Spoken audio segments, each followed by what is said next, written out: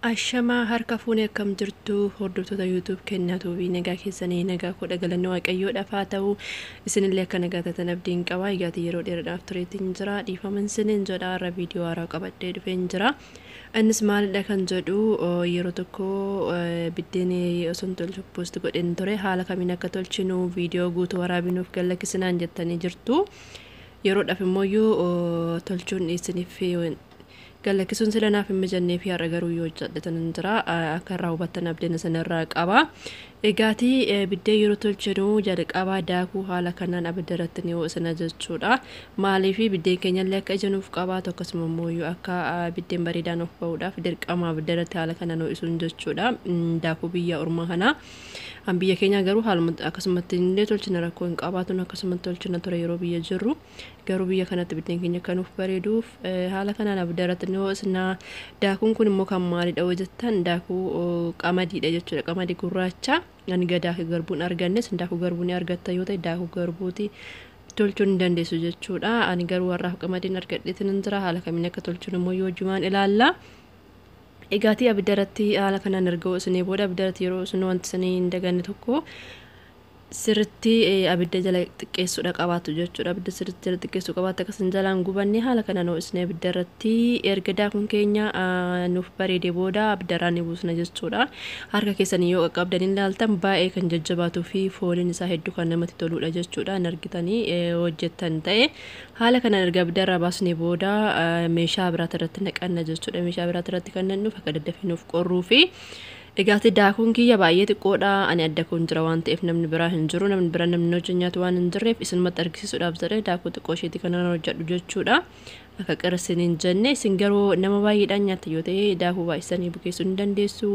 Ani anuma qofaadha waan ta'eef adda kan kun nyaachuun immoo baay'ee ulfaataa baay'ee das nama hin jedhu. Isanumaaf viidiyoodhuma sanatti argisiisuuf jedhee xiqqoo ishee dalage jechuudha. Egaati kaameraa maankaa tokko haala kanaan burcuqqootti naqnee ni baxabbanna. Erga baxabbannee booda qadaannee deeqaa 5 tursiifna jechuudha. Haala kanaan sirriitti baxabbachuudha qabaatan akkasiin jalaan hin gaaggolle. Erga haala kanaan baxabbattan booda qadaaddan deeqaa 5 ni teessistu. Deeqaa 5 booda immoo ni argitu jechuudha.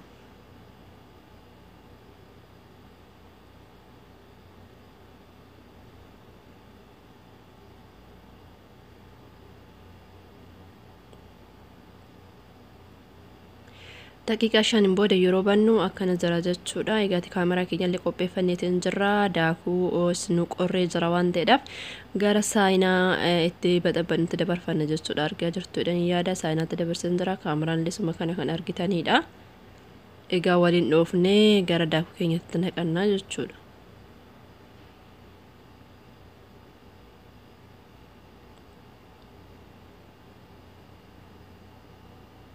Yeroo baay'ee warroonni maashiniidhaan bukeessitanillee rakkoo hin qabaatan. Garuu harka kootiin bukeessu waan natti toluu fi harka keessan erga dhiqattanii booda harka keessanii osoo bukeessitanii irra bareedaadha. Maaliif harka keessanii osoo bukeessitanii bareedaadha jechuudha. Maashiniirraa haala kanaan ni bukeessina. Bishaan suutatti dabalachaa osoo bukeessanii gaariidha. Harka tokkoon bishaan hoggaatti naqnee nu jala gaaggola waan ta'eedhaaf asirratti dhiifama sanin jechuu barbaada. Sagaleen koo sirrii miti qofaan naqabee waan jiruuf dhiifama sanin jedha ingidihi. Egaati haala kanaan ni bukeessina.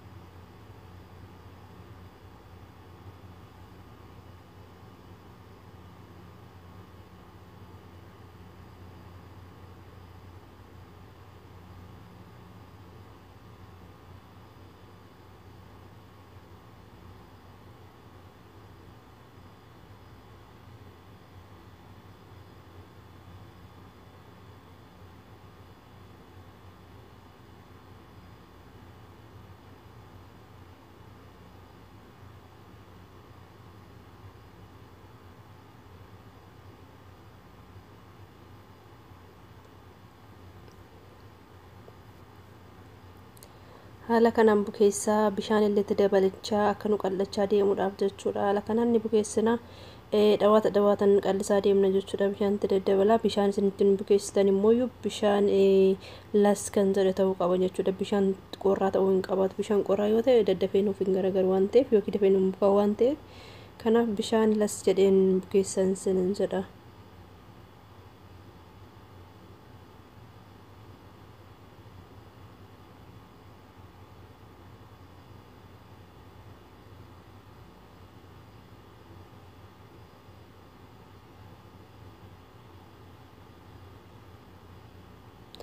Egaatii lixii keenya haala kanaan qal'isnee jirra ni argitan yoo isinitti ta'e baay'ee akka malee qal'isuu hin qabaattan akka malee yoo qallate eelarraayyuu nuuf hin ba'u jechuudha.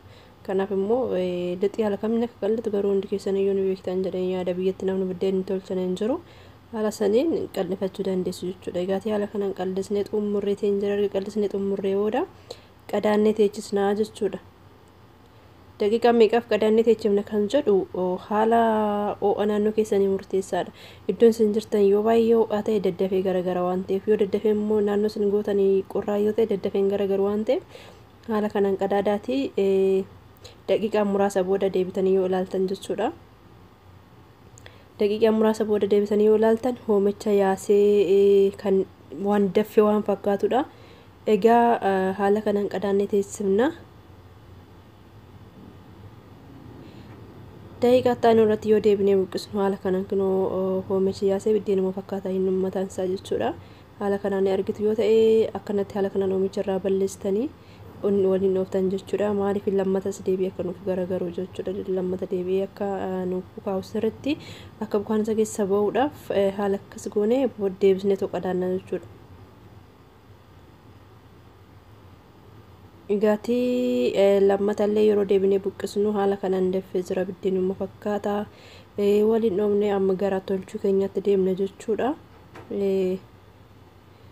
Warreen eelee qabdan eelee irratti tolchaa ani garuu eelee waan hin qabneef maxibashaa irratti tolcha jechuudha. Xiqqeessitanii tolfachuu dandeessu jechuudha. Yeroo hundaa nyaata arabaa nyaachuun baay'ee nama dabbara. Yeroo tokko haala kanaan tolchine mana jirutti tolchineetu haala kana fayyadamuu ni dandeenya. Egaatii amma tolchuudhaaf hin jira.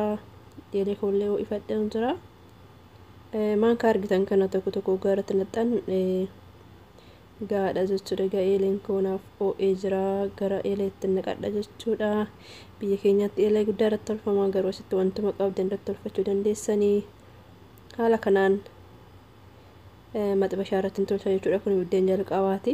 Bareedaadha garuuyyuu sirriitti guutummaan guutuutti ija hin yaafne isinitti mul'ata jedhanii yaada. Egaatii biddeen kiyyaa kana fakkaataa akka jaalattan abdiin isinirraa qaba. Isinillee akka tolchitanitti fayyadamtan abdiin isinirraa qaba. Wantoota isiniif hin galle yoo jiraate immoo koomentii jala naaf kaa'aa isiniin jedha. Yeroo tolchitan garuu qadaaduu hin dagatina. Yoo qadaaduu baatan hin nafasa jedhama. Mira biyya keenyatti akkasumatti fakkaata. Niqaanii garuu nan qadaada. Biddeen sun qadaadamni tolfamu waan ta'eef akkasittiin akkana jira biddeen kiyyaa. Akka jaalattan abdiin isinirraa qaba. Yaala hojjedhaatiitti fayyadamaa isiniin jedha. Kennaawwan kan koo iddoo dogongora qabutti immoo nasirreessaan isiniin jedha. Egaatii biddeen kiyya duubni isaa sirriitti hin diimanne isin garuu xiqqoo abiddarra osoo tursiistanii gaariidha. Abiddarra yoo tursiistan duubni isaa kun akka diimaa ta'uuf jechuudha. Abidda baay'ee jalqannatee waan hojjedhuuf saniif sirriitti naaf hin diimanne ni argitu jedhanii yaada hanga tokko isinillee akka itti fayyadamtan abdiin isinirraa qaba.